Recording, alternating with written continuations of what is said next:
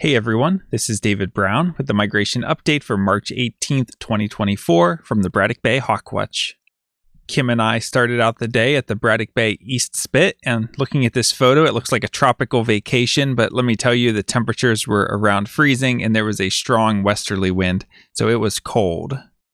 And in fact, I didn't even take any bird photos while we were walking the spit, but as we were driving out, I decided to stop at the parking lot closest to the entrance and scan the ducks that have been in that area, and we were able to pick out these two male blue-winged teal, so you can see those white crescents on the face that are the most distinctive field mark for this species. Here they are again, and notice this one here in front of a female mallard. Look how much smaller the blue-winged teal is, and I also like the patterning on the side as well. These were our first blue-winged teal of the season, and out of all the common expected duck species, this was our last expected arrival. For the East Spit, we only had 26 species this morning. And I threw the blue-winged teal on their own checklist from the South Marina. At 9 o'clock, I headed over to Braddock Bay Park to start the Hawk Watch, and I mostly conducted the count from my car today because of those cold temperatures and strong to very strong westerly winds. And it was partly sunny in the morning, but for most of the day, it was mostly cloudy or overcast, and there were a few brief snow showers as well.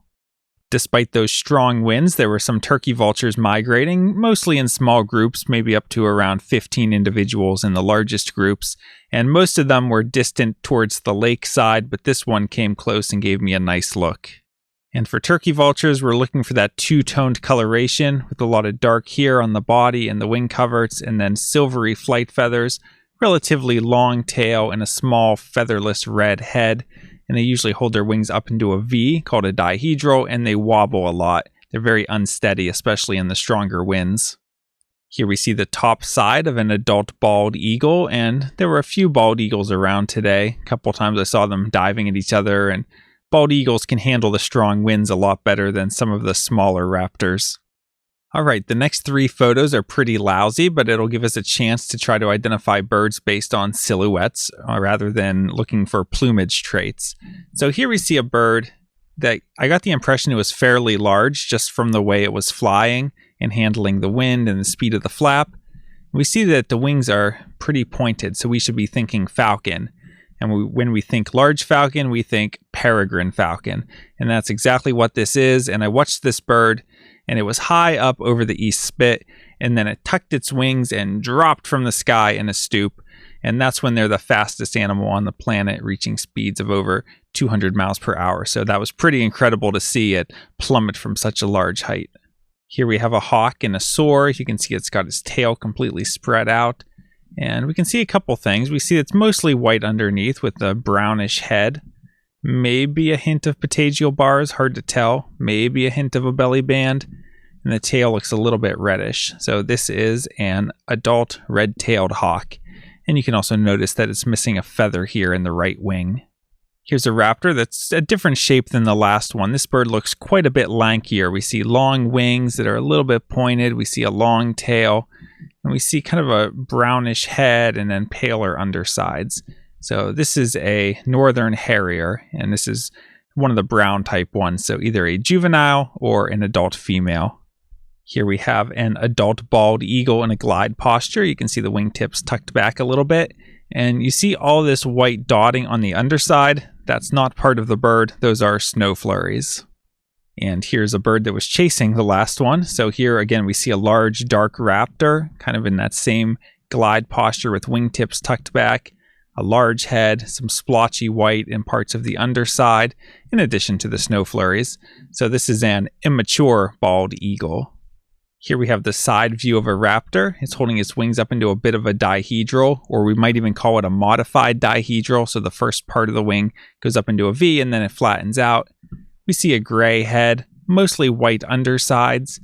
We see a dark tip to the trailing edge of the secondaries. We see a white rump patch and a grayish tail that's fairly long. This is an adult male northern harrier. And before leaving, I decided to brave the boardwalk and give one scan through the ducks.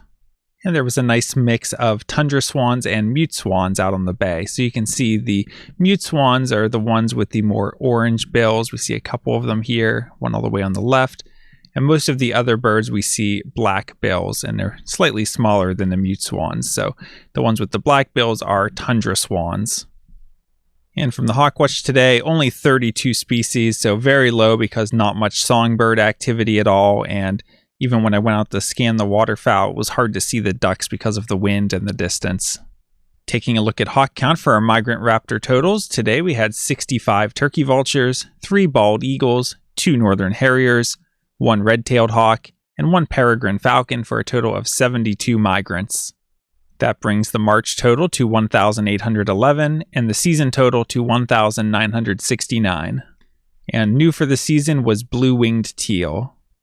Taking a look at the forecast for tomorrow, it's looking cloudy with some snow showers in the afternoon, high in the upper 30s.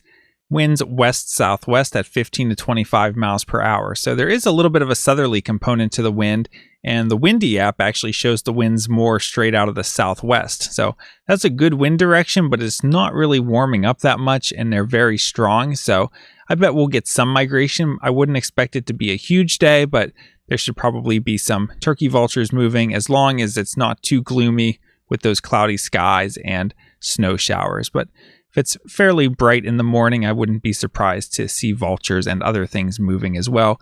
But with those winds, they'll probably get pushed out towards the lake.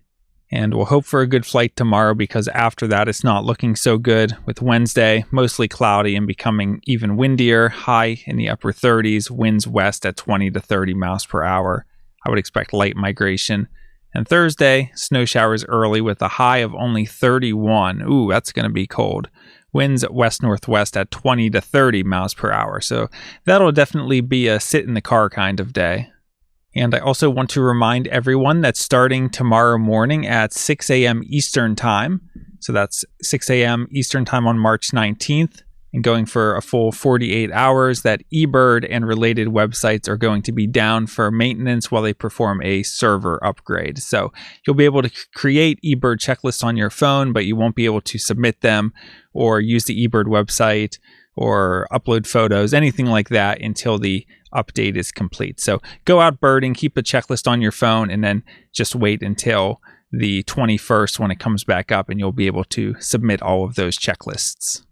Well, it wasn't the best day of hawk watching ever, but there were still some nice highlights with finding those blue-winged teal in the morning when there was a bit of sunshine to make them really shine, and then getting to see that peregrine falcon stoop, and also seeing some groups of migrating turkey vultures, all from the comfort of my car.